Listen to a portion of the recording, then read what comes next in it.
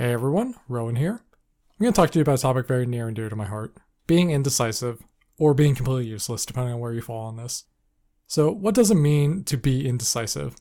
I'm going to use the Cambridge Dictionary definition of the term here so I can feel a bit better about myself getting a liberal arts degree. Indecisive. Adjective. Not good at making decisions. I know you're all shocked about how in-depth that definition is, but it's a good starting point for us. Now, there are many reasons that someone can be indecisive, ranging from them having a legitimate mental disorder to them just being a complete idiot. My aforementioned liberal arts degree should tell you which camp I fall in. Sadly, being indecisive can cause many issues in a person's life. Drawing from my own personal experience, this can amount to something as small as just not having anything to contribute to discussions on what to have for dinner, to spending your entire weekend doing nothing because you became overwhelmed by all the options, and then you just lay in bed going down a YouTube rabbit hole about useless Warhammer 40k lore. That being said, a good way to fix that issue would to befriend more decisive people who are willing to put up with you long enough to drag you out to an event for the day so you can stave off learning more about the Adeptus Mechanicus for another day. Now, if you're indecisive, your friend dragging you out is either a blessing or a curse. A blessing because that takes all decision making away from you and thus allowing you to reach your true potential of just being average, but also a curse for multiple reasons. Reason 1.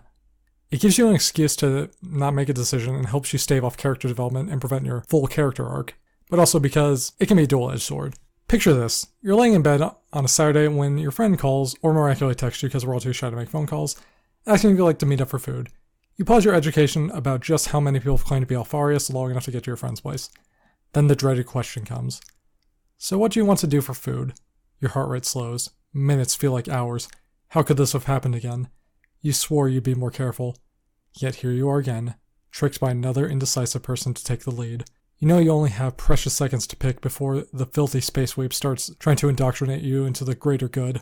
Way number 1 is by far the easiest, and that's to go full exterminatus on your friend because they're a filthy heretic. Number 2. Hear them out because you've secretly loved mech anime and the Riptide battlesuit is pretty cool. And then there's way number 3. By far the hardest of all. Just picking a place to eat.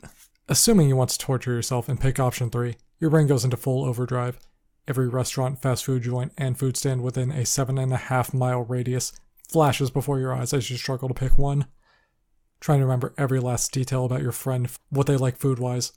Oh hey, they mentioned having a bad experience at a very specific sushi restaurant on the other side of the country 6 years ago. Sushi is out. They had a good hot dog from 12 different places. Oh god, more choices, etc., etc. This typically leads to the following. Let's just grab McDonald's, leaving both you and your friend not really being satisfied. But it's easier to eat a mediocre burger and fries that make you feel like you're dead inside because you didn't have the lucky timing than it is to talk it out even further than you already have. On the bright side, once that torture is over and your stomach is begging you for death, you can at least suffer knowing that you've taken a small step towards self-improvement, and I hope for your sake it's the first of many. Until next time, I've been Rowan, and I'm off to learn more about Zotes. On the bright side, once that torture is over and your stomach is begging for death, you can suffer knowing that you've at least taken